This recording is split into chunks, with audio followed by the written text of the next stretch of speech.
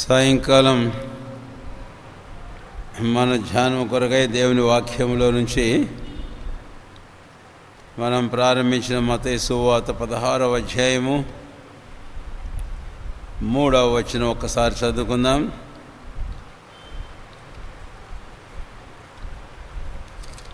మత్తయి సువార్త 16వ అధ్యాయము 3వ వచనం మనము అందరము కలిసి చదువుకుందాం.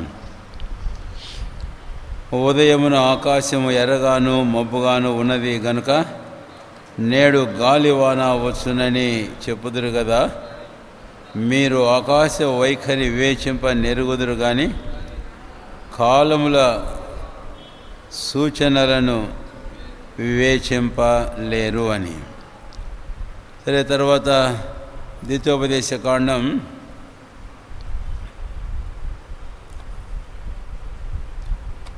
28వ అధ్యాయం.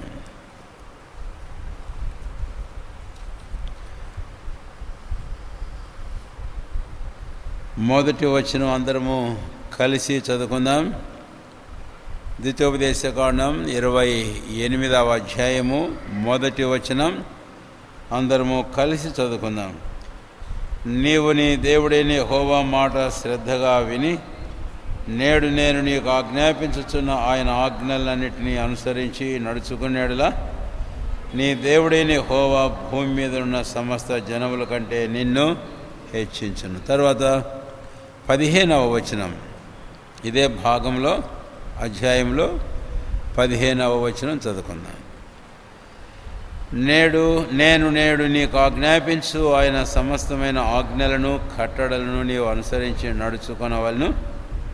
నీ దేవుడైన యెహోవా సెలవిచ్చిన మాట వినిన ఎడల ఈ శాపములన్నీ నీకు సంభవించును. వినని ఎడల, పొరపాటున కొన్నిసార్లు వినిన ఎడల అని చదువుతామేమో, వినని ఎడల అనే మాట. అటు విన్నవారు కొంతమంది ఇటు రావచ్చు కదా. ఈ సిస్టర్స్ రాగలిగిన వారు ఎవరినుంటే లేచి రండి. ఇక్కడికి ఇంక 4-5 రావచ్చు. ఈ లైన్లోకి రండి. ఎక్కడో ఎడంగా స్తంభాల సాటును ఉండేదానికంటే ఇటువైపుకి లేచి వస్తే మంచిది. రాగలిగిన వారు రండి, ఒక 4-5 రండి. ప్రార్థన చేసుకుందాం.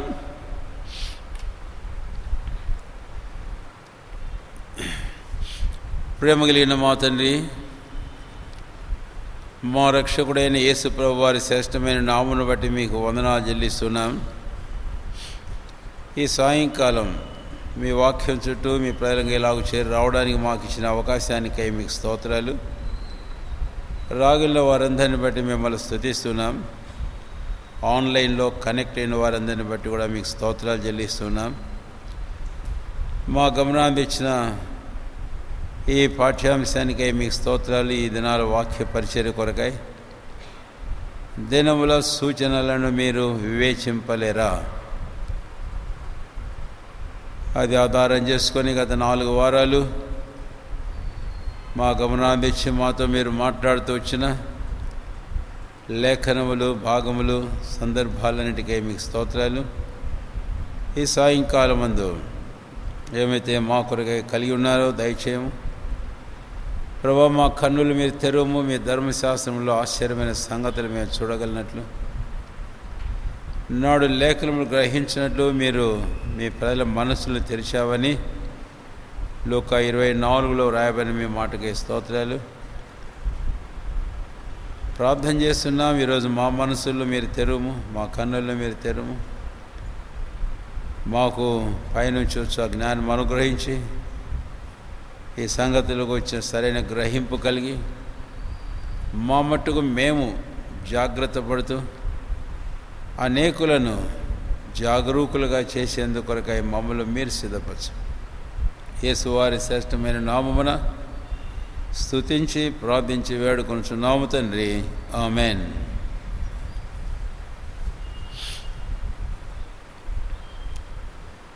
మనము ఆరంభించిన ఈ వాక్య ధ్యానం కొరకై ప్రాముఖ్యమైన అంశం మత్తయి సువార్త 16వ అధ్యాయము 3వ వచనం. అది చివరి భాగం. యేసుప్రభు వారు అడిగిన ప్రశ్నకి ఇచ్చిన జవాబు. మాకొక సూచన చూపము అని అన్నప్పుడు ప్రభు అయిన యేసుక్రీస్తు వారు చెప్పాడు, మీకు చాలా సంగతులు తెలుసు, ఆకాశ వైఖరి వివేచిస్తారు మీరు, వర్షం రావడం రాదు అని చెప్పే సంగతులు మీకు తెలుసు, కానీ దినముల సూచనలు మీరు వివేచించలేకపోతున్నారు. The signs of the times you are not able to discern.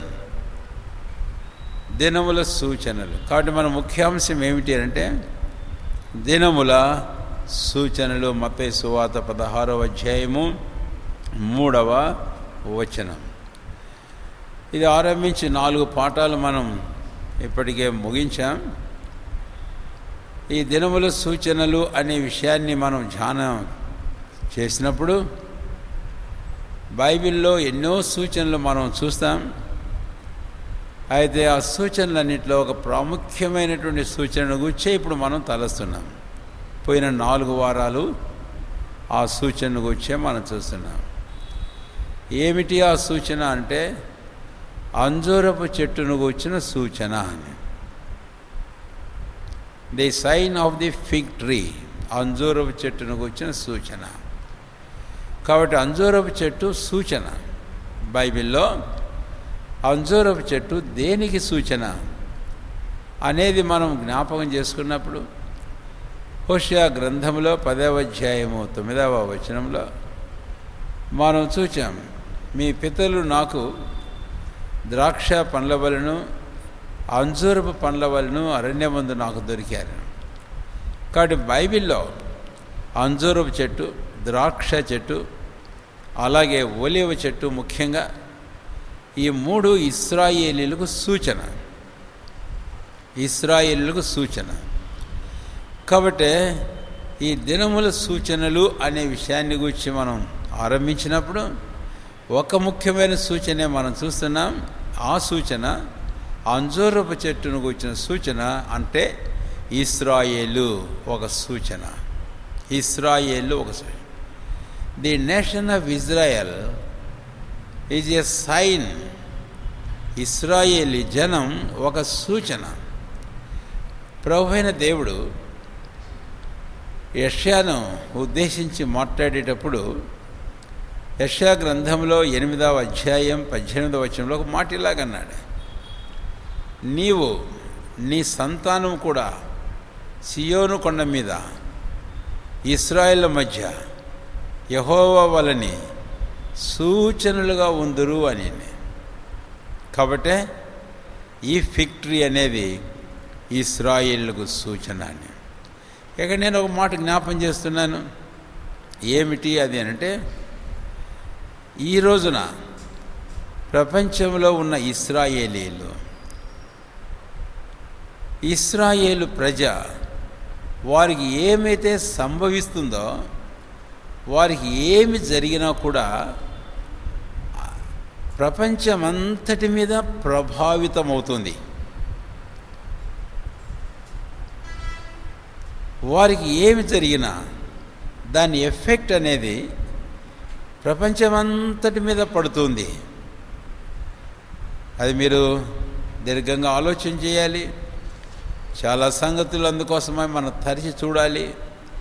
మీలో కొంతమంది అంత లోతుగా వెళ్ళలేరు కాబట్టి నేను ఆ విషయం చెబుతున్నా.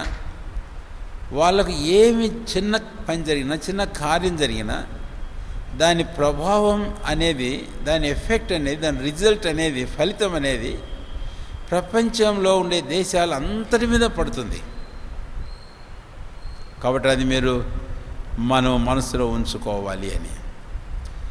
ఇశ్రాయేలు కేవలం వారికే కాదు, ప్రపంచ దేశాలన్నిటికీ వారొక సూచన. నేను పోయిన వారం 4వ పాఠం ఆరంభించేటప్పుడు ప్రారంభంలో ఒక మాట అన్నాడు, దేవుని యొక్క ప్రణాళికలన్నీ కూడా ఆ ఇశ్రాయేలు ఆధారంగా ఉండి, ప్రభువైన దేవుడు అబ్రాహాముకు సెలవిచ్చినట్లు వారికి ఇచ్చిన స్వాస్థ్యమైన భూమి మీద కేంద్రీకృతమై ఉన్నాయి. మరలా చెబుతున్నాను, సృష్టికర్త అయిన పరమాత్ముడే దేవుని యొక్క ప్రణాళికలు యావత్తు ఆది నుంచి అంతం వరకు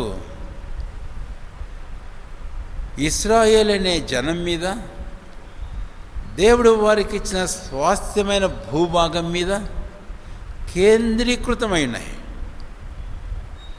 అందుకని పోయిన వారంలో కొన్ని మాటలు జ్ఞాపం చేశారు. ఏంటి అంటే, ప్రభువైన దేవుడు నరుని సృష్టిని అక్కడ ఆరంభించాడు, in the land of Israel.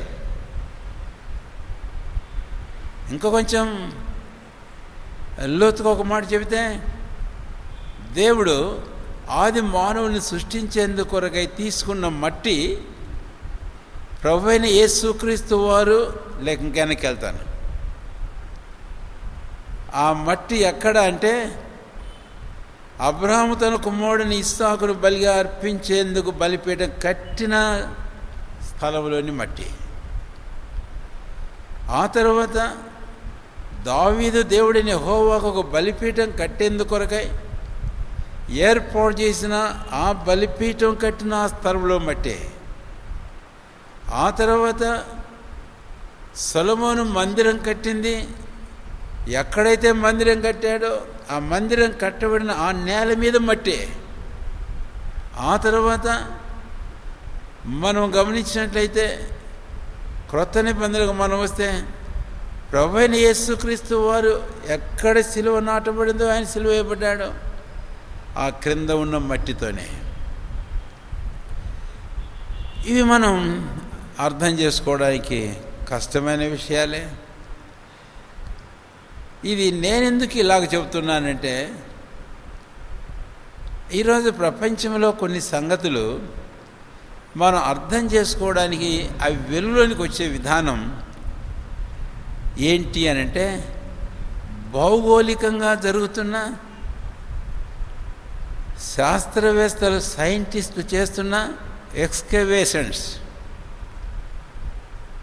వారి పరిశోధనలు. అలాంటి ఒక పరిశోధనలో ఈ సత్యం తేలింది.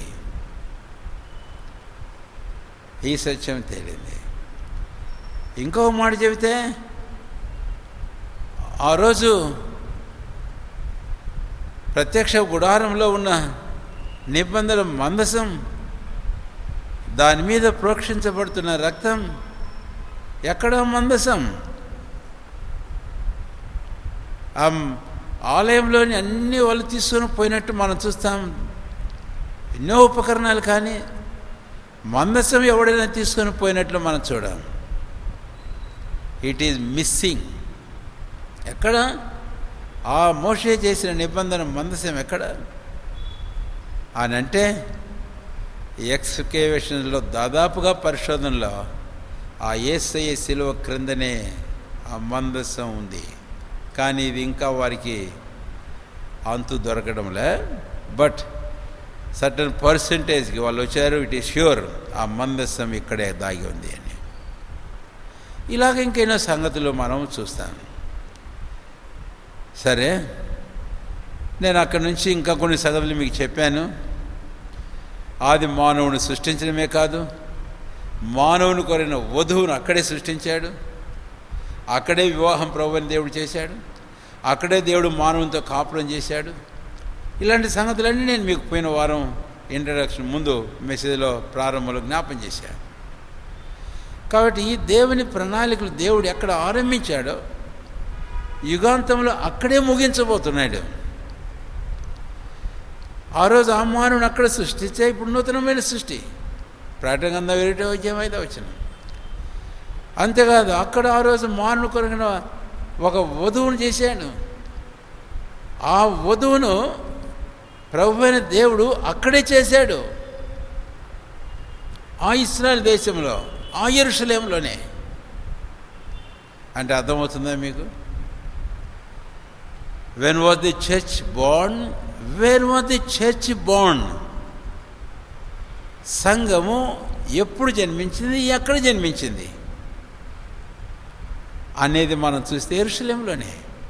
అపొస్తలుల 2వ అధ్యాయంలో ఆ రోజున ప్రభు మాటలు వినివారు యెరూషలేముకు వెళ్ళి కనిపెడుతుండగా 2వ అధ్యాయం 1-4 వచనాల వరకు మనం చూస్తే అప్పుడు ఆత్మ బలమైన గాలిలాగా వీచి అగ్ని జ్వాలలుగా ప్రతి ఒక్కరి మీద రాలడం, వారందరూ ఆత్మచేత నింపబడినప్పుడు వారందరూ ఒక ఆత్మ ఒక శరీరంలోకి బాప్తిసం పొందారు. So the church was Born in the same place. అదే స్థలంలో సంఘం జన్మించింది. సంఘం అంటే ఎవరు? ఆ 2వ ఆదాము యొక్క వధువు. ఆ మొదటి ఆదామును అక్కడ సృష్టించిన దేవుడు, తన గారు వధువును అక్కడ సృష్టించిన దేవుడు ఆ వధువైన సంఘాన్ని అక్కడే సృష్టించాడు. అయితే అది ఇప్పుడు ఇంకా విస్తరిస్తూ ఉంది ప్రపంచం అంతా. మ్యారేజ్ అక్కడే చేశాడు ఏదెన్లో. అదే మ్యారేజ్ మళ్ళీ అలాగే చేయబోతున్నాడు మన ప్రభువైన యేసుక్రీస్తు వారు. దేవుడు అక్కడ మనుషులతో కాపురం చేశాడు. ప్రకటన 21:3 అక్కడే దేవుడు కాపురం చేయబోతున్నాడు. అక్కడ జీవవృక్షాన్ని చూస్తాం వేదంలో, మరలా అక్కడే జీవవృక్షం ఉండబోతుంది ప్రకటన గ్రంథంలో. ఇలాగా ఎన్నో సంగతులు మనం చూస్తే దేవుని ప్రణాళికల పర్పసెస్, ఉద్దేశముల యొక్క కేంద్ర బిందు ఇశ్రాయేలు ప్రజ, కేంద్ర బిందు ఆధారం వారికి అబ్రహాముతో దేవుడు సెలవిచ్చి వారికి ఇచ్చిన స్వాస్థ్యమైన ఆ భూభాగం. కాబట్టే మనం ఈ అంశానికి వచ్చాము. ముఖ్యమైన సూచన. మిగిలిన సూచనలు మనం చూడమని చెప్పడం లేదు, కానీ ఇంకా చాలా టైం పట్టచ్చు. కాబట్టి ఈ సూచన ప్రకారం మనం గమనించినట్లయితే ఆ అంజూరపు చెట్టును కూర్చిన సూచన ఇశ్రాయేల్. ఇప్పుడు 4వ పాఠం ముగింపుకు మనం కాస్త వచ్చి ఇప్పుడు 5వ పాఠానికి రాబోతాం. పోయిన వారం 4వ పాఠం ముగించేటప్పుడు చివరిలో నేను ఈ మాట జ్ఞాపం చేశాను, మీకు అది గుర్తుండి ఉండాలి. ఏంటి అనంటే 400 మౌన సంవత్సరాలు, the silent years, 400 silent years అని చెప్పి. ఒకవేళ కొంత ఆరంభం నుంచి నేను జ్ఞాపం చేస్తే, పోయిన వర్తమానం షార్ట్గా ఆ ముఖ్యమైన అంశాలు నేను జ్ఞాపం చేస్తే, దేవుడు అబ్రాహాముతో ఆ రోజు సెలవిచ్చాడు. ఆదికాండం 15వ అధ్యాయంలో 16 నుంచి, నీ 4వ తరం వారు సంతతిని నేను మరలా ఈ దేశానికి తీసుకొని వస్తాను అన్నాడు. అంటే ఇశ్రాయేల్ ఐగుప్తు దేశానికి పోవడానికి వచ్చి నాడే చెప్పాడు దేవుడు అబ్రాహాముతో. చెప్పిన దేవుడు ఆయన చెప్పిన ప్రకారం నెరవేర్చాడు. ఆ తర్వాత 4వ సంతతి మళ్ళా ఈ దేశానికి వస్తారు అన్నప్పుడు 4వ సంతతి అనేది మొదటి తలపు చూసాం. ఎవరు 4వ సంతతి? ఒకటి ఇస్సాకు మొదటి సంతతి, 2వది యాకోబు, 3వది ఇశ్రాయేలు 12 గోత్రాల వారు, 4వది అరణ్యంలో జన్మించినటువంటి వారు. అందులో కాలేబు యెహోషువాలు ఉన్నారు. ఐగుప్తుల నుంచి బయలుదేరిన వారిలో 2 తప్ప కనాన్లో ఎవరు ప్రవేశించలే. అరణ్యంలో జన్మించిన వారే 4వ సంతతి. అక్కడ మనం మొదటి తలపు చూసాం. ఆ తర్వాత 2వ తలము మనం వచ్చినప్పుడు 40 సంవత్సరాల కాలం అరణ్యంలో ప్రభువైన దేవుడు మోషేను పంపించి వారిని విడిపించాడు. యెహోషువ ద్వారా వారిని కనాన్లో ప్రవేశపెట్టాడు అనేది మనం చెప్పుకున్నాం. కనాన్లో ప్రవేశపెట్టిన తర్వాత కొంతకాలానికి దేవుడు వారికి న్యాయాధిపతులను ఇచ్చాడు. న్యాయాధిపతులు దేవుడు వారికి ఇచ్చారు. దాదాపు 400 సంవత్సరాల కాలం న్యాయాధిపతుల కాలం. న్యాయాధిపతుల కాలం ముగించబడుతుండగా రాజు కావాలని వారు కోరుకున్నప్పుడు దేవుడు వారి కొరకు రాజులు నియమించాడు. అది 400 సంవత్సరాలు దాదాపుగా రాజుల ఏలుబడి కింద ఉన్నారు వారు. ఆ రాజుల ఏలుబడి కింద ఉన్నప్పుడు ఆ తర్వాత తలంపు మనం చూడగా, అప్పుడు క్రీస్తు పూర్వం 700 సంవత్సరాల్లో ఇశ్రాయేలీలు అష్షూరీయుల చేత చెరగా తీసుకుని పోబడ్డారు. 600 సంవత్సరంలో క్రీస్తు పూర్వం యూదులు కల్దీయుల చేత వారు బబులోనుకు చెరగా తీసుకుని పోబడ్డారు అనే విషయాన్ని మనము జ్ఞాపం చేసుకున్నాం. ఆ తర్వాత తలంపు నేను జ్ఞాపం చేసినప్పుడు యూదులు ఎలాగ వారు తిరిగి వచ్చారనే విషయాన్ని 3 మాటలు జ్ఞాపం చేశాను. మొదటిది, జెరుబ్బాబెల్ నాయకత్వంలో వారు యూదులు వచ్చారు. ఆ తర్వాత దాదాపు 78 సంవత్సరాలకు ఎజ్రా నాయకత్వంలో మళ్ళీ కొంతమంది యూదులు వచ్చేసారు కల్దీయుల దేశం బబులోను నుంచి. ఆ తర్వాత 14 సంవత్సరాలకు నెహెమ్యా నాయకత్వంలో మరికొంతమంది యూదులు వచ్చారు. అప్పటికి క్రీస్తు పూర్వం 444 సంవత్సరాలు దాదాపుగా. ఖచ్చితంగా మనం ఏం చెప్పుకోవడానికి మనకు అంత అవకాశాలు లేవు. దాదాపుగా 440 సంవత్సరాల క్రీస్తు పూర్వం. అక్కడి నుంచి ఏమైంది అనేది చివరిలో నేను ముగించాను. అక్కడి నుంచి దాదాపుగా 400 సంవత్సరాలు వారికి రాజ్యం లేదు, వారికి రాజులు లేరు అనే విషయం హోషేయ గ్రంథం 3వ అధ్యాయం 4వ వచనంలో నేను మీకు జ్ఞాపకము చేశాను. ఇది అంజూరపు చెట్టుకు వచ్చిన విషయం. పోయిన 4 పాఠాలు ఒక పర్యాయం మీరు యూట్యూబ్లోకి వెళితే మీరు వినగలుగుతారు, అర్థం చేసుకోగలుగుతారు. ఇప్పుడు ఈ 5వ పాఠానికి మనం వచ్చినప్పుడు ఈ చదివినటువంటి 2 వచనాలు ద్వితీయోపదేశకాండం 28వ అధ్యాయం 1వ వచనం, ద్వితీయోపదేశకాండం 28వ అధ్యాయము 15 వచనాల్లో ప్రభువైన దేవుడు ఇశ్రాయేలుతో చెప్పిన మాటలు మనం చూస్తాం. తన సేవకుడైన మోషే ద్వారా ఏం చెప్పాడు అని అంటే, నేను మిమ్మల్ని ఆ దేశానికి తీసుకొని పోతున్నాను కదా, మీ పితరులైన అబ్రహాం, ఇస్సాకు, యాకోబులకు ప్రమాణం చేసిన ఆ దేశానికి. అయితే మీరు నా ఆజ్ఞలను, నా కట్టడలను, న్యాయ విధులను ఖచ్చితంగా గైకొని ఆ ప్రకారం మీరు చేస్తూ ఉంటే ఆ దేశంలో మీరు వర్ధిల్లుతారు, మీకు మేలు జరుగుతుంది, మీరు ఆశీర్వదించబడతారు, మీరు తలగా ఉంటారు. ఇలాగా 28వ అధ్యాయము 1వ వచనం నుంచి 14వ వచనం వరకు మీరు చూడండి. ఆశీర్వాదాల గురించి చూస్తాం. 15వ వచనంలో ప్రభువైన దేవుడు ఏం చెప్పాడంటే, మీరు గన నా మాట వినకపోతే, నా ఆజ్ఞలను కట్టడలు మీరు గైకోకపోతే మీరు మాత్రం ఆ దేశంలో ఉండరు, ఆ దేశం మిమ్మల్ని వెళ్ళగ్రక్కుతుంది అన్నాడు. అది లేవి కాండంలో మనం చూస్తాం. ఆ దేశం మిమ్మల్ని వెళ్ళగ్రక్కుతుంది. అంతేకాదు, ఇప్పుడు మనం చూడబోతాం కొన్ని వచనాలు, ఆ దేశంలోంచి మీరు చెదరైపోతారు, చెదరగొట్టబడతారు అనే విషయం ప్రభువైన దేవుడు తేటగా చెప్పాడు. ఇప్పుడు నేను ఇక్కడ ఒక మాట చెప్పబోతున్నాను ముందుకు పోకముందు. ఏంటి అని అంటే, ప్రభువైన దేవుడు ఇందును గూర్చినటువంటి సంగతులు మోషే ద్వారా ముందుగానే చెప్పడం అనేది ప్రవచనము. అప్పుడు మోషే వారికి చెప్పాడు కాబట్టి ఇది ప్రవచనం ప్రాఫెసీ. అయితే ప్రాఫెసీ తర్వాత మనం 15వ వచనం నుంచి కనుక చూస్తే కనుక 15వ వచనంలో కూడా వారికి జరగబో సంగతుల గురించి దేవుడు ముందుగా తన సేవకుడు మోషే ద్వారా చెప్పాడు. కాబట్టి అదంతా ప్రవచనం. అయితే ఇప్పుడు నేను ఒక మాట జ్ఞాపం చేయబోతున్నాను. ఆ ప్రవచనాలన్నీ తూచా తప్ప నెరవేరినాయి. ఈ ప్రవచనాలు ఏమిటివి అనే విషయానికి నేను ఒక మాట వాడుతున్నాను. The prophecies of scattering of Israel, ఇశ్రాయేలీలు చెదిరిపోవటను గూర్చినటువంటి ప్రవచనము అని చెప్తున్నాను. ఈ అంజూరపు చెట్టు ఉందే, ఆ అంజూరపు చెట్టు సూచన ఇశ్రాయేలు. కాబట్టి ఆ అంజూరపు చెట్టు ఏమైపోయిందో బైబిల్లో మనకు తెలుసు. ఆ ఇశ్రాయేలు ప్రజలు వారిని గూర్చి దేవుడు ముందుగానే చెప్పిన తన సేవకులైన ప్రవక్తల ద్వారా చెప్పిన ప్రవచనములన్నీ సాక్షాత్తు అక్షరానుసారంగా అక్షరార్థంగా పూర్తిగా నెరవేరినాయి. అందుకని 28వ అధ్యాయం ద్వితీయోపదేశకాండంలో నేను 3 వాక్యాలు చూపిస్తాను. అవి ఎలాగ నెరవేరినాయనే విషయం కూడా చూపిస్తాను. అంతే, మిగిలిన చాలా ఉన్నాయి. రండి దయచేసి 28వ అధ్యాయము ద్వితీయోపదేశకాండం 28వ అధ్యాయం గమనించండి దయచేసి. 25వ వచనం, 28వ అధ్యాయము 25వ వచనం.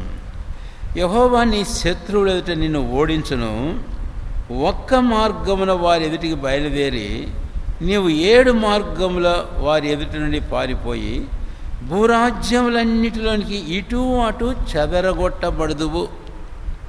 వినండి మాట, భూరాజ్యములన్నిటిలోనికి ఇటు అటు చెదరగొట్టబడదు. ఇది అధ్యాయంలో మరొక వచనం చూడండి, 64. దేశం యొక్క ఈ కొన మొదలుకొని ఆ కొన వరకు సమస్త జనముల్లోనికి యెహోవా నిన్ను చెదరగొట్టును. అక్కడ నీవైనను నీ పితరులైనను ఎరగని కొయ్యవియు రాతివియునైన అన్య దేవతలను పూజించవు. తెలుగు బైబిల్లో మనకు తర్జుమాలో చిన్న పొరపాటు దొర్లింది. ఇక్కడ ఏంటి 64 వచనం అంటే దేశం యొక్క అనే మాట. వాస్తవంగా అక్కడ దేశం యొక్క కాదు. ఇంగ్లీష్ బైబిల్ ప్రకారం వెళితే అక్కడ ఎర్త్ అనే పదం వాడాడు. ఎర్త్ అంటే భూమి, భూలోకం. దేశము అన్నప్పుడు మనం అపార్థం చేసుకునే ప్రమాదం ఉంది. అది కేవలం ఇశ్రాయేల్ దేశం అనుకుంటాం, దేవుడు అబ్రాహాము స్వాస్థ్యంగా ఇచ్చిన దేశం అనుకుంటాం. కాబట్టి ఇంగ్లీష్ బైబిల్ ప్రకారం ఎర్త్ అని అన్నప్పుడు భూమి ఎంతైతే ఉందో భూ దిగంతముల వరకు వారు చెదిరిపోవటను గూర్చి ప్రభువైన దేవుడు తన ప్రవక్త అయిన మోషే ద్వారా ముందే చెప్పాడు. మనకు తెలుసు అది ఎంత వాస్తవం అన్న విషయం. అందుకనే వారు చెదిరిపోయినప్పుడు వారు ఒక మాట అంటారు. యెషయా గ్రంథంలో దానికంటే ముందు ఇందాక నేను ఒక వాక్యం జ్ఞాపకం చేసి హోషేయ గ్రంథం 3వ అధ్యాయము, ఒకవేళ మళ్ళీ ఆ మాట కూడా చదువుతాను నేను. హోషేయ గ్రంథం 3వ అధ్యాయము 4వ వచనం, నిశ్చయముగా ఇశ్రాయేలీలు చాలా దినములు రాజు లేకయు అంటే వారికి రాజ్యముగా లేరు, వారు ఒక జనముగా కూడా లేరు, వారికి ఒక రాజు లేడు. మరి వారు ఏమైనారు? ఇప్పుడు యెషయా గ్రంథం 26వ అధ్యాయం వాళ్ళే అన్నారు వాళ్ళ సొంత నోటితో.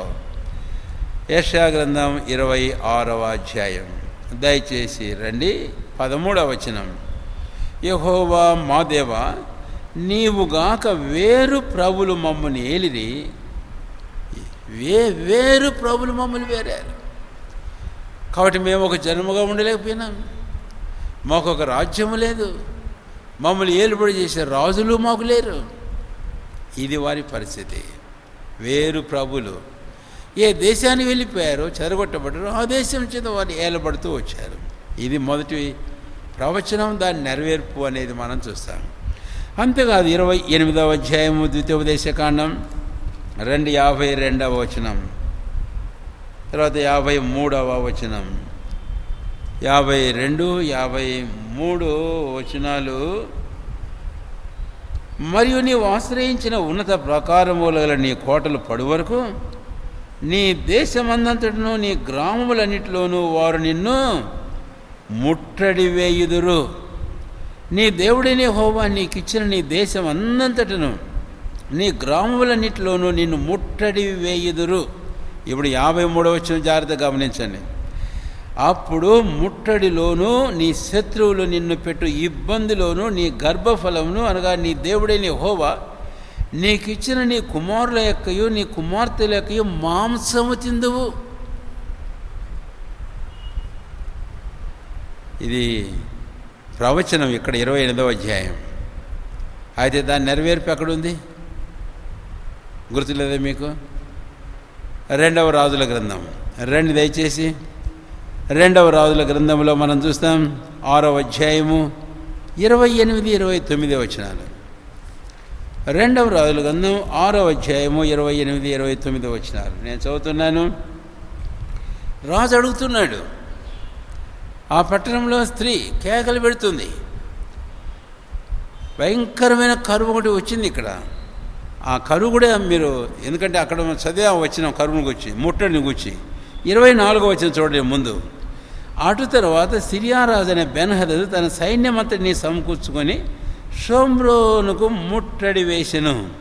అప్పుడు షోమ్రోన్లో గొప్ప క్షామము కలిగి, ముట్టడి అనే మాట ఇందాక ద్వితీయోపదేశకాండం 28వ అధ్యాయం చదివాం కదా, ఇది ఇప్పుడు నెరవేర్పుని చూస్తాం. ఆ ముట్టడి వేసినప్పుడు గొప్ప కరువు వచ్చేసింది. ఒక దినం కాదు, కొన్ని వారాలు, నెలలు. అప్పుడు ఏమైంది అంటే తినడానికి ఇంకేమీ లేదు. అలాంటి పరిస్థితిలో ఇప్పుడు రండి 27వ వచనం. ఆమె కేకలు పెడుతుంటే అప్పుడు యెహోవా నీకు సహాయం చేయండి, నేనెక్కడ నుండి నీకు సహాయం చేయాలి అని చెప్పి 28 నీ విచారమునకు కారణమేమి అని అడుగగా ఇప్పుడు ఆ స్త్రీ అంటుంది, నన్ను చూచి, ఈ స్త్రీ నన్ను చూచి అంటే ఇద్దరు స్త్రీలు, ఒక స్త్రీని గురించి ఈ స్త్రీ నన్ను చూచి నేటి ఆహారమును నీ బిడ్డనిమ్ము, రేపు మనము నా బిడ్డను భక్షించుదామని చెప్పినప్పుడు మేము నా బిడ్డను వంట చేసుకుని తింటిమి. అయితే మరునాటి యందు నేను దాన్ని చూచి నేటి ఆహారమును నీ బిడ్డను ఇమ్మని అడిగి తిని, కానీ అది తన బిడ్డను దాచిపెట్టానని చెప్పాను. ఏమైందో తెలుసుగా, ఎలాగ నెరవేరిందో చూశారా? తాము కన్నటువంటి ఆ బిడ్డలను వారు వండుకొని తిన్నారట. మోషే ద్వారా దేవుడు చెప్పాడు 28వ అధ్యాయం ద్వితీయోపదేశకాండంలో. అది ఎలాగ తూచా తప్ప నెరవేరిందో అనేది మనం చూస్తాం. తర్వాత 28వ అధ్యాయం మరొక వచనం, రెండు దయచేసి 68 ద్వితీయోపదేశకాండం 28వ అధ్యాయం 68వ వచనం. మరియు నీవు మరి ఎప్పుడునూ దీన్ని చూడకూడదని నేను నీతో చెప్పిన మార్గమున యెహోవా ఐగుప్తునకు ఓడల మీద నిన్ను మరలా రప్పించును, అక్కడ మీరు దాసులుగాను, వినండి జాగ్రత్త చివరి మా పంక్తులు, మీరు దాసులుగాను దాసీలుగాను నీ శత్రువులకు మిమ్మల్ని అమ్మజూపుకొను వారుందురు కానీ, అది బాగా జాగ్రత్త చదివితే కానీ అర్థం కాదు. అమ్మజూపుకొని వారు ఉందురు కానీ మిమ్మల్ని కొనువాడు ఒకడైనను అంటే ఎంత దౌర్భాగ్యమైన పరిస్థితి చూడండి. అంటే ఇశ్రాయేలు ప్రజలు వారు చెల్లాచెదురు అయిపోయినారు ఒకటి. రెండవది వారి విషయంలో ప్రవచనం ఇలాగా నెరవేరినట్లు మనం చూస్తాం రాజుల ఏలుబడిలో. మూడవది ఒక సమయం వచ్చింది వారి జీవితాలలో, వారు దాసులుగా అమ్మబడ్డారు. వాస్తవానికి దేవుడు వారిని ఏంగా ఉండడానికి చేశాడు? మీరు ప్రపంచమంతట్లో సకల జనాలలో నేను మిమ్మల్ని తలగానే కానీ తోకగా పెట్టను అన్నటువంటి వాగ్దానం వారికి ఉంది మొదటి 14వ వచనంలో. అయితే ఇప్పుడు తోక కాదు కదా, ఇంకా చివరికి ఈ ఇశ్రాయేలీయులు దాసులుగా అమ్మబడుతున్నప్పుడు అంటే స్లేవ్ మార్కెట్స్. ఈరోజు ఆ విషయం మీకు తేటగా అర్థం కావడానికి చూస్తే గొర్రెల సంత, కూరగాయల సంత, గొర్రెల సంత, పశువుల సంత. అయితే ఇశ్రాయేలీయులు మనుషులు దాసులుగా అమ్మబడేందుకు వారి సంత, ఆ సంతలో ఇశ్రాయేలు పెట్టి అమ్మ చూపుకుంటున్నారంటే చాలామంది. అమ్మ చూపుకుంటుంటే ఇదిగో వీని కొనుక్కోండి, ఇదిగో ఏమైనా కొనుక్కోండి అంటుంటే వాళ్ళని కొనేవాడెవడు లేడట. ఎందుకని? వాళ్ళ సంగతి ఎరిగిన వారు వీరిని ఎవరు కొనుక్కుంటారు? అంటే కనీసం బానిసలుగా అమ్మబడడానికి కొనబడడానికి కూడా అర్హులు కాని దౌర్భాగ్యమైన స్థితికి వారు వచ్చారు. ఎవరండి ఇశ్రాయేలీయులు? ఎంత ప్రశస్తమైన ప్రజవారు. నాడు మోషేతో దేవుడు ఏమన్నాడు? నిర్గమకాండం 19వ అధ్యాయము మరి 4వ వచనం నుంచి మనం చూస్తే 8వ వచనం 6వ 7వ వచనం వరకు ఎంత దీవెన మాటలు మాట్లాడాడు. సకల జనులలో మీరు నాకు స్వకీయ సంపాద్యముగా ఉంటారు, నాకు స్వకీయ సంపాద్యం మీరుంటారు అన్నాడు. ఈ ప్రజ యొక్క స్థితి ఏమైందో చూడండి. నిశ్చయంగా ఇది కూడా నెరవేరింది. దీని విషయానికి మనం వస్తే వీరు చెదిరిపోయి దాసులుగా ఉన్న దేశాలు ప్రపంచంలో ఎన్నో బానిసలుగా అమ్మబడ్డారు. భయంకరమైన విషయం. ఒకసారి ఈ విషయం చరిత్రలో మీకు అంత అర్థం కాదేమో కానీ అదే మీకు ఒక సంగతి అర్థం అవుతుంది అనుకుంటా. ఒకవేళ సోషల్ స్టడీస్ దీంట్లోకి వెళితే కనుక ఈ నీగ్రోస్, ఆఫ్రికన్స్ ఎలాగా బానిసలుగా అమ్మబడ్డారు కనుక అమెరికాలో కూడా అలాంటి బానిసలు కూర్చొని కొంతమంది చరిత్రకారులు ఈ యూదులు ఆ అమెరికన్స్ బ్లాక్స్ను కాబట్టి అందరినీ కలిపి కొన్నిసార్లు మాట్లాడుతూ ఉంటారు. అంటే మీకు అర్థం కావడం చెప్తున్నాను. ఆఫ్రికా ఒక భాగం నుంచి ఈ దాసుల వారు కాబట్టి చివరికి అమెరికాలో ఒక మహాయుద్ధం సివిల్ వార్ జరిగింది. ఏంటి దక్షిణ అమెరికా, ఉత్తర అమెరికా. దేనికి అని అంటే ఈ సివిల్ వార్. కొంతమంది ఏమో వీళ్ళని దాసులుగా ఉంచుకున్నటువంటి వారు వాళ్ళని స్వతంత్రంగా పోనడానికి ఇష్టపడరు. వీరితో ఎప్పుడూ దాసత్వం చేసుకుందామని. అయితే అమెరికా అబ్రహాం లింకన్ ప్రెసిడెంట్గా ఉన్న సందర్భంలో కాదు, వారికి కూడా మనం స్వేచ్ఛనియాలి, స్వతంత్రం ఇవ్వాలి, అమెరికా పౌరత్వం వారికి ఇవ్వాలి అని అన్నప్పుడు పెద్ద యుద్ధమే జరిగింది. అల్టిమేట్గా ఏం జరిగింది అని అంటే వారిని స్వతంత్రులుగా ప్రకటన చేశారు. దాని ఫలితమే అబ్రహాం లింకన్ కాల్చి చంపేశారు. అమెరికాలో అబ్రహాం లింకన్ కాల్చి చంపేశారు. కాబట్టి ఇశ్రాయేలీలు కూడా అలాగా అమ్మబడి ప్రపంచంలో ఉన్నాయి. కొనేందుకొరకు కూడా చాలామంది ముందుకు రాని పరిస్థితి. అంటే వారి దీనహీనమైన స్థితి ఏంటో అనేది. అందుకని నేను ఒక వచనం జ్ఞాపం చేస్తాను. కీర్తన గ్రంథం దయచేసి రండి. కీర్తన గ్రంథం 136వ అధ్యాయము 23వ వచనం. 136వ అధ్యాయము 23వ వచనం కీర్తన గ్రంథం దయచేసి చూడండి. మనము దీన దశలో ఉన్నప్పుడు ఆయన మనలను జ్ఞాపకము చేసి ఆయన కృప నిరంతరముండును. ఇక్కడేమో దీన అనుంది, ఇంకో పదం చదివితే బాగుంటుంది.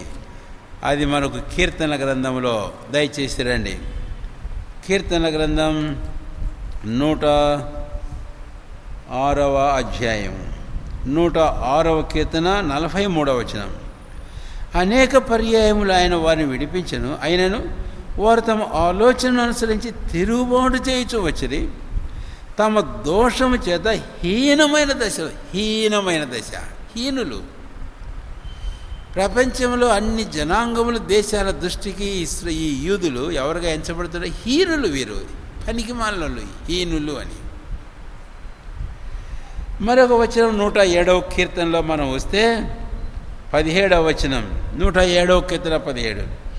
బుద్ధిహీనులు తమ దుష్ట ప్రవర్తన చేతను తమ దోషము చేతను బాధ తెచ్చుకుందరు. ఇది వారి బాధలు. దేనికో మనం చూస్తాం ఇక్కడ. వారి దోషములను బట్టి, వారి బుద్ధిహీనతను బట్టి, వారి అవిధేయతను బట్టి. నాడు మోషే అన్నాడు కదా, ద్వితీయోపదేశకాండం 28వ అధ్యాయంలో ప్రభువైన దేవుడు సెలవిచ్చినట్లు. అందుకే నేను 2వ వచనాలు చదివా. 25వ అధ్యాయం 1వ వచనం, నా మాట వింటే మీకు మేలు జరుగుతుంది, లేక నా మాట వినకుండా తిరుగుబాటు చేస్తే మీకు ఎన్ని సంభవిస్తాయి. ఆ దేవుని ప్రవచనాలు ఎలాగ నెరవేరినాయి అనేది నేను మీకు ఇప్పుడు జ్ఞాపకం చేశాను. ఇదే పాఠంలో ఇక మనం ముందుకు పోతున్నాం. ఇంకా కాబట్టి ఇశ్రాయేలీలు వారు చెల్లాచెదరైపోవడం అనే దాన్ని గూర్చి ముందుగానే ప్రభువైన దేవుడు ప్రవచించిన ప్రవచనాలు ఎలాగ ఖచ్చితంగా తూచ తప్ప ఒక పొల్లైన పోకుండా నెరవేరినాయో అనే విషయాలు ఇంకెన్నో మనం చూస్తాం. సరే, ఇప్పుడు మనం ముందుకు వెళ్దాం రండి. దయచేసి మనము ఇలాగ ముందుకు వెళ్ళేటప్పుడు నేను ఇందాక మీకు జ్ఞాపం చేసినట్లు చివరి రాజు యెహోయాకీను అంటే 700 సంవత్సరంలో క్రీస్తు పూర్వం అష్షూరీయులు వచ్చి ఇశ్రాయేల్ 10 గోత్రాల వారిని తీసుకుని వెళ్ళారు. పోయిన వారు నేను మీకు చెప్పాను ఆ విషయాన్ని గురించి. సౌలు మొదటి రాజు, తర్వాత దావీదు 40 సంవత్సరాలు పాలించాడు, సొలొమోను 40 సంవత్సరాలు పాలించాడు. ఆ తర్వాత సొలొమోను కుమారుడు రెహబాము రాజ్యానికి వచ్చినప్పుడు రాజ్యం 2గా చీలిపోయింది. ఇశ్రాయేలు 2గా చీలిపోయినారు. అప్పటి నుంచి ఇశ్రాయేలు అని అంటే 10 గోత్రాల వారు. యూదా అంటే యూదా బెన్యామీను 2 గోత్రాల వారు, అంతే. ఇంకా అక్కడి నుంచి రాజ్యం స్ప్లిట్ అయిపోయింది. వారు రాజులు వేరే. అయితే ప్రవక్తలు వారికి వీరికి ప్రవచనాలు చెప్తున్నట్టుగా మనం చూస్తాం. అయితే ఇలాగా రాజ్యం గడిచిపోతుండగా చివరి రాజు అష్షూరీయులు ఇశ్రాయేల్ క్రీస్తు పూర్వం 700 ముందే తీసుకొని వెళ్ళారు.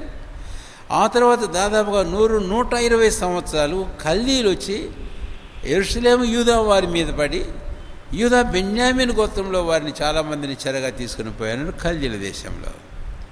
అయితే ఇప్పుడు పోయిన పాఠంలో నేను ముగించడం ఇందాక మీకు జ్ఞాపం చేశాను.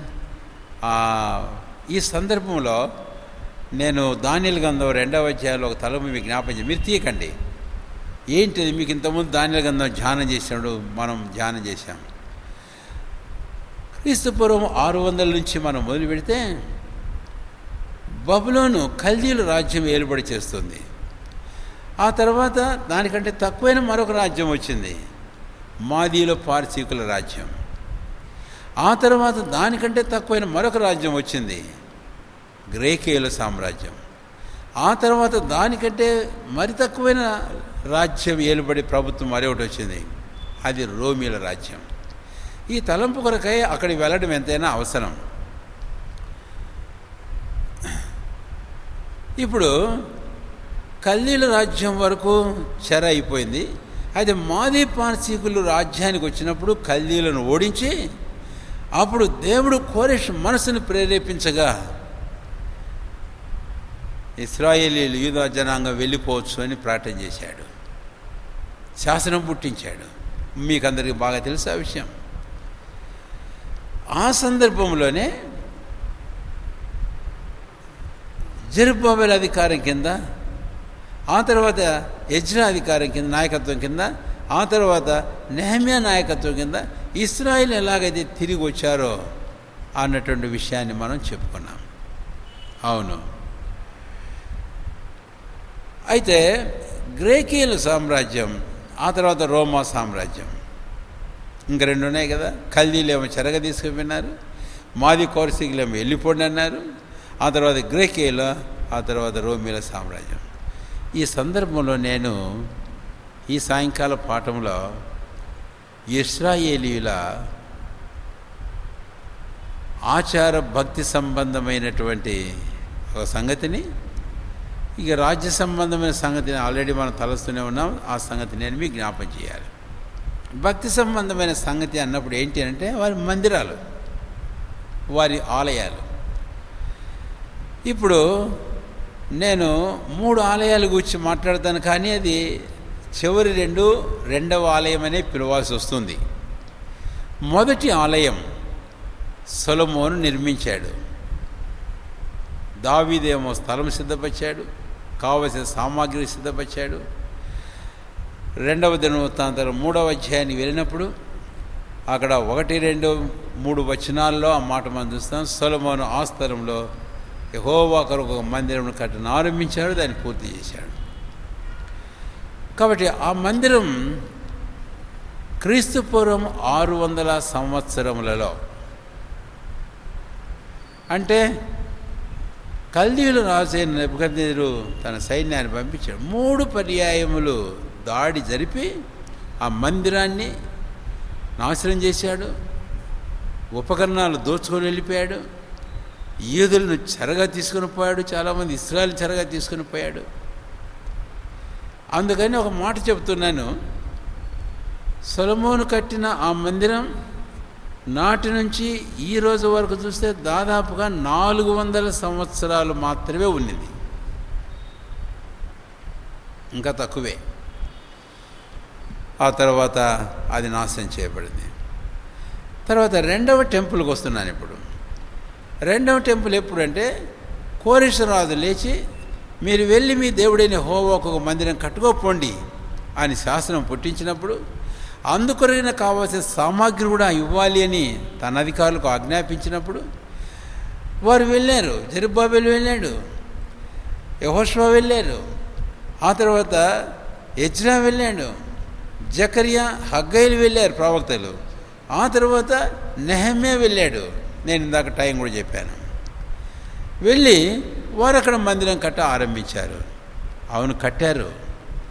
అది చాలా చిన్నదే. అందుకనే ఒకవైపు ఏమో ఏదో కట్టుకున్నామన్నటువంటి ఆ తలంపుతో ఒకవైపు సంతోషం ఉంటే, మరొక వైపు చూస్తే అంతకు ముందున్న దాంతో దీన్ని పోల్చి చూస్తే వారు కన్నీరు, ఏడ్పు. వారు ఎంతగా ఏడ్చారనంటే వారు చుట్టుపక్కల కొన్ని ప్రాంతాలకు వినపడిందంట వారి ఏడ్పు. అవును, నిజమే. అయితే ఆ మందిరము దాదాపు మరి క్రీస్తు పూర్వం 536-37 సంవత్సరాల్లో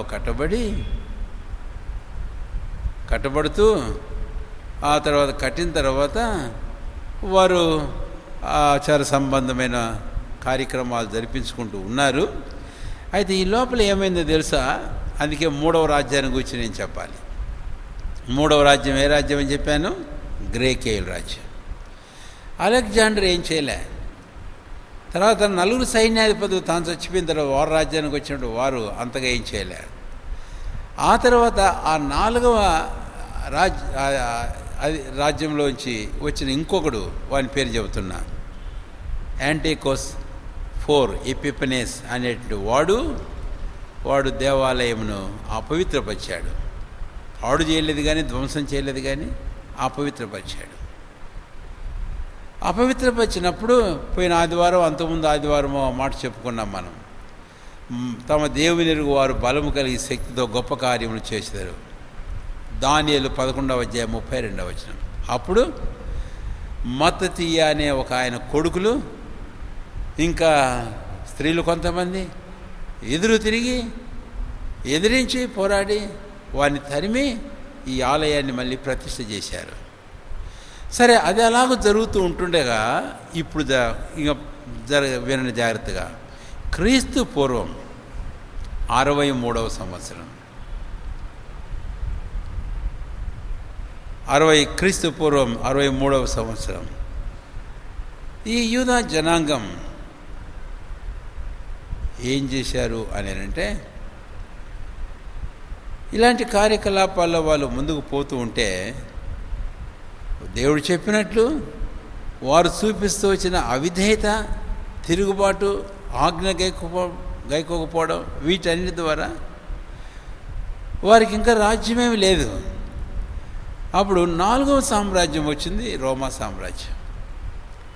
కల్దీలది పోయింది, మాది పార్సీకులది పోయింది, తర్వాత గ్రీకేయులది పోయింది, ఆ తర్వాత రోమా సామ్రాజ్యం వచ్చింది. క్రీస్తు పూర్వం దాదాపుగా 163వ సంవత్సరం నుంచి 340వ సంవత్సరం, క్రీస్తు శకం 340 సంవత్సరం వరకు రోమా సామ్రాజ్యం ఏలుబడిలో ఉంది. కాబట్టి ఈ ఇశ్రాయేలీలు వారి ఏలుబడి కింద ఉన్నారు, వారు వీరిని ఏలుబడి చేస్తున్నారు. అయితే ఏం జరిగింది ఈ టైంలో అంటే, ఈ రోమా సామ్రాజ్యం చక్రవర్తి మార్క్ ఆంతోని అనే అతను హేరోదును ది గ్రేట్ వాణ్ణి ఈ యూదయ మీద గవర్నర్గా ఉంచాడు, రాజునుగా ఉంచాడు. చక్రవర్తి కింద రాజులు ఉన్నారు, రాజును. అప్పుడు ఈ ప్రాంతం అంతటికి యూదయ అని పేరు పెట్టారు. ఇది కూడా చాలా ప్రాముఖ్యమైన మాటే, గుర్తుంచుకోవాలి మీరు. యూదయ అనే పేరు పెట్టింది క్రైస్తవులు కాదు, ఇశ్రాయేలు కాదు. యూదయ అని పేరు పెట్టింది ఆ ప్రాంతానికి రోమీలు పెట్టారు, ఆ రోమా ప్రభుత్వంలో వారు పెట్టారు. ఇదంతా యూదయ అని అన్నారు.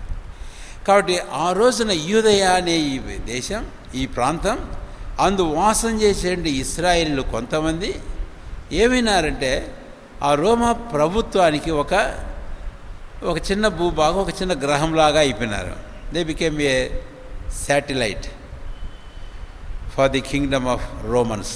రోమా ప్రభుత్వం రాజ్యానికి వారు ఒక చిన్న దీపంలాగా అయిపోయినారు, అట్లా ఉన్నారు. అప్పుడు హేరోదు వారిని ఏలుతూ ఉన్నాడు. ఈ హేరోదు ఏం చేశాడు అని అంటే, వారిని ఏలుతూ ఉన్నప్పుడు ఈ యూదయ ప్రాంతం అంతటికి హేరోదు ఒక రాజు ఉండి ఏలుతూ ఉన్న సమయంలో ఈ 2వ మందిరం కట్టారు చూడండి. ఆ మందిరాన్ని ఇతను పెద్దదిగా చేశాడు. అందుకనే 3వ మందిరం అని అనడం లేదు, నేను సెకండ్ టెంపులే అని పిలవాలి. ఎందుకంటే సెకండ్ టెంపుల్ వాజ్ దేర్, ఉంది అక్కడ. అయితే దీన్ని హేరోదు ఏం చేశాడంటే ఇక చాలా ఎంతో ఘనమైనదిగా గొప్పదైనటువంటి మందిరంగా తాను మళ్ళీ రెనోవేట్ చేశాడు, రీమోడల్ చేశాడు, నూతనమైనదిగా చేశాడు. అందుకనే బైబిల్లో మనం చూస్తే, చరిత్రకు మనం వెళ్ళినప్పుడు చూస్తే కనుక, మన బైబిల్ పటాల్లో కనుక మనం చూస్తే కనుక హేరోదు టెంపుల్ అంటారు. హేరోదు టెంపుల్. కాబట్టి ఇది వారు కట్టడం అనేటటువంటిది మనం చూస్తాం. అది దాదాపుగా మత్తయి సువార్తలో 24వ అధ్యాయంలో మనకున్న ప్రకారం, క్షమించండి, యోహాను సువార్తలో 2వ అధ్యాయంలో యేసుప్రభు వారు తన దేహమైన దేవాలయాన్ని గూర్చి నేను దీన్ని పడగొడతాను, 3వ దినం దాన్ని లేపుతాను అని అంటుంటే వీళ్ళన్నారు, అదేంటి యూదులు 46 సంవత్సరాలు దీన్ని కట్టారు. చూడు మంచిది ఆ వాక్యం. యోహాను సువార్త 2వ అధ్యాయం 2 దయచేసి. యోహాను సువార్త 2వ అధ్యాయం 20వ వచనం. 19లోనేమో యేసు ఈ దేవాలయమును పడగొట్టుడి, 3 దినముల్లో దాన్ని లేపుదని వారితో చెప్పాను. ఆయన దేని గురించి చెప్పాడు? 21లో అయితే ఆయన తన శరీరమును దేవాలయం గూర్చి ఈ మాట చెప్పాడు. అయితే ఇది వారికి అర్థం కాలే. ఇప్పుడు 20వ వచనం, యూదులు ఈ దేవాలయము 46 సంవత్సరములు కట్టిరే, నీవు 3 దినముల్లో దాన్ని లేపుదువా అని అనడం మనం చూస్తాం. కనుక ఈ దేవాలయం 46 సంవత్సరాలు కట్టారట. కనుకనే ఈ మ్యాగ్నిఫిషెంట్ టెంపుల్ దాన్ని కట్టడం అనేది మనము చూస్తాం. అందుకనే హేరోదు టెంపుల్ అని అంటారు. ఈ టెంపుల్ ఉన్న దినాలలో యెరూషలేములో ప్రభువైన యేసుక్రీస్తు వారు ఉన్నాడు. ఈ టెంపుల్లోనే ప్రభువైన యేసుక్రీస్తు వారు ప్రవేశించింది, ఈ ఆలయంలోనే. లూకాసు వార్తలో మనం వచ్చినప్పుడు ఈ టెంపుల్లోనే వారందరితో ప్రభువైన యేసుక్రీస్తు వారు కూర్చున్నాడు. జ్ఞానులతో గొప్పవారితో కూర్చుని ఆయన చేతికి గ్రంథం ఇస్తే ఆయన చదివాడు. ఈ టెంపుల్లోనే ప్రభువైన యేసుక్రీస్తు వారు రూకలు మార్చువారి రూకలు బల్లలు తోసివేశాడు, పౌరాలు అమ్మివేసేవారు పౌరాలు పెట్టేశాడు. కాబట్టి ఇలాగా చేసినట్లుగా మనము చూస్తాం. అంటే యేసుప్రభు వారు శరీరధారిగా ఉన్న కాలంలో యెరూషలేములో నిలిచి ఉన్నటువంటి టెంపుల్ ఇది అనేది. ఇప్పుడు నేను ముఖ్యంగా 3 సందర్భాలు నేను మీకు జ్ఞాపం చేశాను. అయితే ఈ 3 టెంపుల్స్ అని మనం అనకుండా, ఫస్ట్ టెంపుల్ ఏమో సొలొమోను కట్టింది, సెకండ్ టెంపుల్ ఏమో హేరోదు కట్టింది అని మనం చెప్పుకుందాం. అంటే ఎజ్రా వారి కాలంలోంచి కట్టి దాన్ని ఎంత పెద్దదిగా చేశాడో అది హేరోదు టెంపుల్ అని అంటారు. ఇప్పుడు ఏం జరిగింది ఈ టెంపుల్స్గా అనే విషయాన్ని నేను మీకు ఒకటి జ్ఞాపం చేశా. క్రీస్తుపూర్వం 600లో సొలొమోన్ టెంపుల్ నాశనమైంది. తర్వాత గ్రేకీయుల సామ్రాజ్యం వచ్చినప్పుడు కోరెషులు కట్టుకోమని చెప్పిన ఆలయం వారు కట్టుకుంటే వీడు అపవిత్రపరిచాడు, యాంటియోకస్ ఎపిఫెనెస్ అనేవాడు. అలా కొంత నష్టం జరిగింది. ఆ తర్వాత వారు కట్టుకున్న ఆ మందిరాన్ని ఈ హేరోదు రాజుగా ఉండి ఈ యూదేను ఏలుబడి చేస్తూ ఉన్నప్పుడు ఆ ఇశ్రాయేలు కొరకు ఈ మందిరాన్ని చాలా ఘనమైనదిగా పెద్దదిగా ఆయన కట్టి చేశాడు.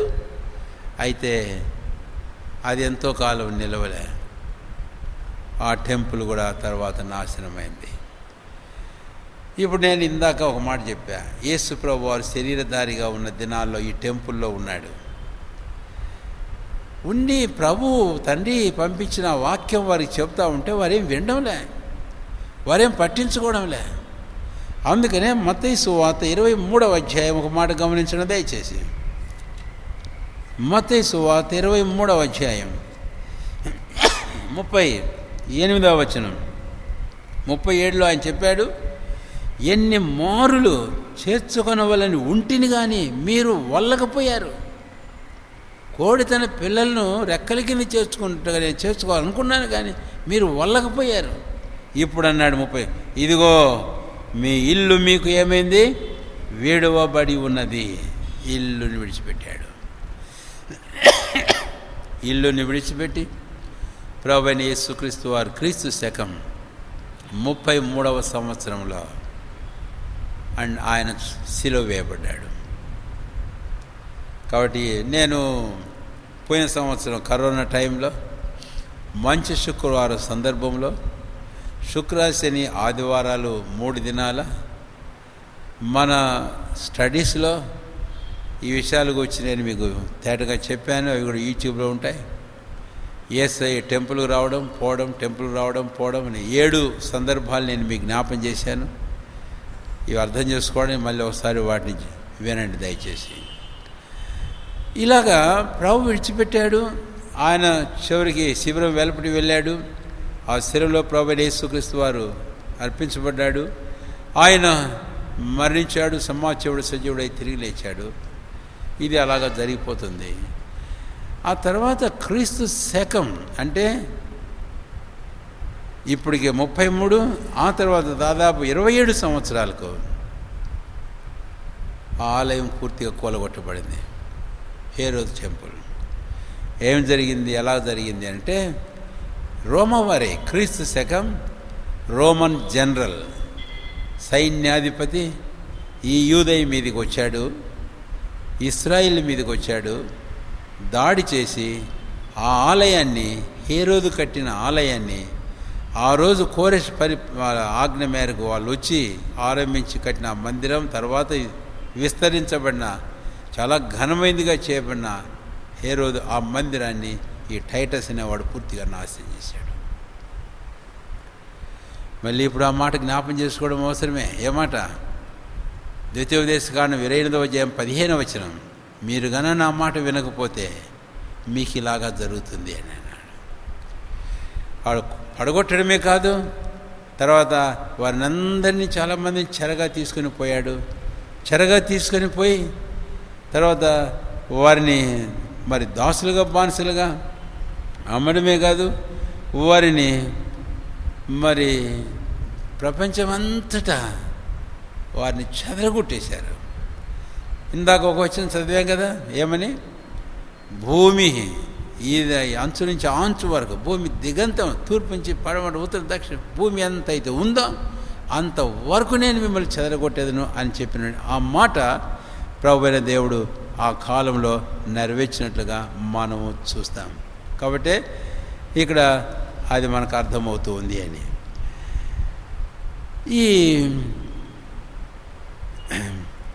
ఈ టెంపుల్ ఇలాగ నాశనం అయిపోయినప్పుడు క్రీస్తు శకం 78వ సంవత్సరంలో ఇశ్రాయేల్ అంతా మరి వారేమాత్రం అక్కడ లేకుండా పూర్తిగా చెల్లాచెదరి అయిపోయినారు. చెల్లాచెదరి అయిపోయిన తర్వాత ఒక పని జరిగింది. ఏం జరిగింది అని అంటే, కొంతమంది యూదులు ఎవరైతే ఇంకా కొంతమంది శేషించారో అలాంటి యూదులు ఈ రోమన్ గవర్నమెంట్ మీద తిరుగుబాటు చేశారు. వారు తిరుగుబాటు చేశారు. ప్రభువైన దేవుడు ఆది నుంచి ఒక మాట చెబుతూ వచ్చాడు. ఏం చెబుతూ వచ్చాడు తెలుసు మీకు. 1-2 వాక్యాలు జ్ఞాపం చేస్తున్నాను. ఇర్మియా గ్రంథం 29వ అధ్యాయం 7వ వచనంలో మనం చూస్తే, మీరు చెరగా తీసుకొని పోబడు దేశము, ఆ దేశం యొక్క క్షేమం కొరకు మీరు ప్రార్థన చేయండి, దాని క్షేమం మీ క్షేమం అవుతుంది అని చెప్పాడు దేవుడు. కాబట్టి ఇప్పుడు అలాంటి స్థితి వీరికి లేదు. దేవుడి మాట వినలే వీళ్ళు. అక్కడ వినలేదు, అషూరులో వినలేదు. ఇప్పుడు ఇక్కడ ఉన్నటువంటి యూదయాన్ని ఆ రోమా వారి పేరు పెట్టి వీళ్ళందరూ ఉన్నారని చెప్పేసి, యూదులు ఉన్నారని చెప్పేసి యూదయాన్ని పేరు పెట్టారు. యూదులు ఉన్నారని చెప్పేసి యూదయాన్ని పేరు పెట్టి వాళ్ళు ఏలుబడి చేస్తుంటే వాళ్ళ మీద తిరుగుబాటు చేశారు. ఆ సందర్భంలో ఒక మాట చెప్పాడు కూడా దేవుడు. 29వ అధ్యాయం 11వ వచనం ఇర్మియా గ్రంథంలో ఏమని చెప్పాడంటే, నా ఉద్దేశములన్నీ హానికరమైనవి కావవి, సమాధానకరమైనవే. అయినా వీళ్ళు వినలే వీళ్ళు. అందుకని ప్రభువైన దేవుడు ఏం చేయాల్సి వచ్చింది. ఆ సందర్భంలో ఏమైంది అంటే, వినలేదని దానికి ఒక మాట చెబుతున్నాను. క్రీస్తు శకం 132వ సంవత్సరంలో షైమన్ బెన్ అనేటటువంటి ఒక వ్యక్తి, కొసేవా అనే ఒక వ్యక్తి, సైమన్ బెన్ కొసేవా అనే ఒక వ్యక్తి, అంటే ఇస్రాయేల్లో నాయకత్వం తీసుకొని ఈ రోమా ప్రభుత్వం మీద తిరుగుబాటు చేశాడు. ఆ తిరుగుబాటు దెబ్బకు ఇంకా రోమా వారికి ఇంకా చిర్రెక్కింది. అందుకని లాభం లేదు, వీళ్ళని ఇంకా వదిలిపెట్టకూడదని బహుహింస చేశారు. వేలకు వేల మంది యూదులను చంపేశారు. అంతేకాదు, వేలకు వేల మంది యూదులను బానిసలుగా తీసుకుని పోయారు. లక్షలాది మంది చెదరగొట్టబడ్డారు. అంటే దిక్కుదశ లేకుండా వారు చెదరగొట్టబడ్డారు. ఒక మాట జ్ఞాపం చేస్తున్నాను, ఈరోజు ప్రపంచ చరిత్రను బట్టి మనం అర్థం చేసుకోగలిగితే ఈ యూదులు లేని దేశం అంటూ లేదు. ఈ యూదులు లేని దేశం అంటూ లేదు. ప్రపంచంలో యూదులు లేని జనం అంటూ లేదు. ఒక్క దేశమైనా, ఒకవేళ మన ఇండియన్స్ ఉన్నారంటే కొన్ని దేశాల్లో ప్రపంచంలో లేరు. అయితే అమెరికన్స్ అంటే కొన్ని ప్రపంచంలో కొన్ని దేశాల్లో ఉండరు, కొంతమంది కొన్ని దేశాలు లేరు. అయితే యూదులు అనేవారు ఈరోజు భూమి మీద ఉన్న ఎన్ని దేశాలు ఉన్నాయో ఏ ఒక్క దేశంలో అయినా వారు లేరని చెప్పడానికి వీలు లేకుండా అంతగా చెదిరిపోయినారు. నా ఖడ్గమును మీ వెంట దూసి నేను మిమ్మల్ని చెదరగొడతాను. ఒకవేళ ఆ సందర్భం మీకు ఒకటి జ్ఞాపం చేయనా అంటే, దేవుడు చెప్పిన మాట అలాగుంచి దేవుడు తన దాసుడు ఏజ్కేలుతో ఒక మాట చెప్పాడు. ఏజ్కేలు, నువ్వేం చేస్తావంటే నీ తల చౌరం చేసుకొని ఆ వెంట్రుకలు నువ్వు తీసుకొని నువ్వు ఖడ్గం తీసుకొని ఏం చేస్తావు, ఇంత భాగాన్ని నువ్వు కొట్టేసి ఆ వెంట్రుకలన్నీ చెదిరిపోతాయి. ఏంది ఇది? నేను యూదులను అలాగా చెదరగొట్టు, ఇశ్రాయేలు అలాగా నేను చెదరగొట్టబోతున్నా అన్నాడు. అట్లా చెదిరిపోయారండి వీళ్ళు. అట్లా ఒక రీతిగా చెబితే క్రాప్ వేసుకునేటప్పుడు కాసేపట్లోనే వెంట్రుకలు ఎట్ట చెదిరిపోతాయో అలాగా చెదిరిపోకూడదు. అది సూచనకి దేవుడు వేసుకెళ్తామని చెప్పేసి అలాగే చేశాడు. ప్రవచనం దాన్ని నెరవేర్పేలాగా ఖచ్చితంగా నెరవేరిందనే విషయాన్ని ఇక్కడ మనం చూస్తాం. ఇంతగా చెదిరిపోయినప్పుడు ఏం జరిగింది అనే విషయానికి మనం ఒకటి రావడము అవసరమే. మనం ఇందాక చెప్పుకున్నాం కదా, ఆ యూదయ అనే పేరు ఎలాగ వచ్చిందనే విషయం. మనం మత్తయి సువార్త కన్నా వస్తే రండి దయచేసి. మత్తయి సువార్త 4వ అధ్యాయం మత్తయి సువార్త చూడండి దయచేసి. 12వ వచనం నుంచి మనం చూస్తాం. జబూలూను దేశం, నఫ్తాలి దేశం ఇవన్నీ అయినా గలిలయం చీకట్లో కూర్చున్న గొప్ప వెలుగు చూసి మరణఛాయలో కూర్చున్న వారికి వెలుగు ఎదుగుతుంది. ఆ తర్వాత అపొస్తలుల కార్యం 1వ అధ్యాయంలో మనం చూస్తే ప్రభు వారు చెప్పినట్టు ఆ విషయాన్ని గురించి మనం చూస్తాం. ఇక్కడ 1వ అధ్యాయం అపొస్తలుల కార్యంలో ఆ పదం ఇక్కడ రావడం మనం చూస్తాం. చూడండి దయచేసి 1వ అధ్యాయం 8వ వచనం. ఆయనను పరిశుద్ధాత్మ మీ మీదకి వచ్చినప్పుడు మీరు శక్తిని అందరు కనుక మీరు యెరూషలేములోను యూదయ సమరయ దేశములైనందును భూదిగంతం వరకు నాకు సాక్షులైందరు. అప్పుడుంది యూదయ. యేసుప్రభు వారి శరీరధారకుడు దినాల్లో ఉంది యూదయ. రోమవారి ఆ ప్రాంతానికి ఆ పేరు పెట్టారు, యూదులు ఉన్నారని చెప్పేసి. వాడు మీరు నాకు సాక్షులై ఉంటున్నాడు. అయితే ఒక సమయం వచ్చింది, యూదయగా లేదు. రోమా వారు ఏం చేశారు అనంటే ఈ యూదయను ఆ పేరు తీసేసి దానికి పాలెస్టీనా అని పేరు పెట్టారు. అక్కడ వచ్చింది పాలస్తీనా. అంతవరకు బైబిల్లో పాలస్తీనా లేదు. పాలస్తీనా అనే పేరు అప్పుడు వచ్చింది. యూదయ పేరు పోయింది. ఏ పేరు వచ్చింది? పాలస్తీనా. ఈరోజు మనం ప్రపంచ పటంలో పాలస్తీనాను చూస్తాం. ఇది పాలస్తీనా రావడానికి కారణం. పాలస్తీనా అని రోమా వారి పేరు పెట్టారు. ఎందుకు పేరు పెట్టారు? యూదయ అని పేరు తీసేసి రోమా వారు దీనికి పాలస్తీనా అని పేరు పెట్టారు. దేనికి అని అంటే, ఒక మాట వినండి. ఇశ్రాయేలీలకు అజాత శత్రువు ఉన్నారు, గర్భశత్రువులు ఉన్నారు, పురాతన శత్రువులు ఉన్నారు. ఎవరు చెప్తారా? ఎవరు చెప్పారు మీరు? ఎవరు? ఫిలిస్తీయులు. సౌల్ దగ్గర నుంచి మనం చూస్తాం గొల్యాతు. కాబట్టి ఫిలిస్తీయులు వీరికి అజాత శత్రువు, గర్భశత్రువు, పురాతన శత్రువు వీరు. కాబట్టి ఆ ఫిలిస్తీయులకు ఘనతనిస్తూ ఈ యూదుల శత్రువైన ఫిలిస్తీయుల పేరు దాన్ని పెట్టి దాన్ని పాలెస్టీనా అనే పెట్టారు. ఫిలిస్తీయా, పాలస్తీనా. బైబిల్లో కొన్ని సందర్భాల్లో ఫిలిస్తీయా అని పిలవడం మనం చూస్తాం. రాశారు, ప్రవక్తల ద్వారా దేవుడు చెప్పాడు. ఆ ఫిలిస్తీనే ఈ పాలస్తీన్. దానికి ఆ పేరు ఎందుకు వచ్చింది అంటే, ఆ ఫిలిస్తీయులను బట్టి ఆ పేరు వచ్చింది. అబ్రాహాము కాలంలో ఉన్నారు వాళ్ళు, ఇస్సాకు కాలంలో వారు ఉన్నారు వాళ్ళు, తర్వాత యాకోబు కాలం తర్వాత కాలాల్లో వారు ఉంటూ వచ్చారు. రాజులు ఏలుబడి చేసినప్పుడు న్యాయాధిపతుల కాలంలో ఫిలిస్తీయులు ఉన్నారు. వీరు ఇశ్రాయేలుకు, యూదులకు వారు పురాతన శత్రువు. అయితే వారి ఫేవర్లో వారికి ఘనతను ఆపాదిస్తూ వారి పేరును బట్టి ప్యాలెస్టైన్ అని దీనికి పేరు పెట్టారు. యూదయ పేరు పోయింది. ఇది పరిస్థితి. కనుకనే ఇంతటి దౌర్భాగ్యమైన పరిస్థితి కీర్తనలో నేను 136వ అధ్యాయంలో ఒక వచనం నేను మీకు చదివా ఇందాక, మన దీనదశలో అని.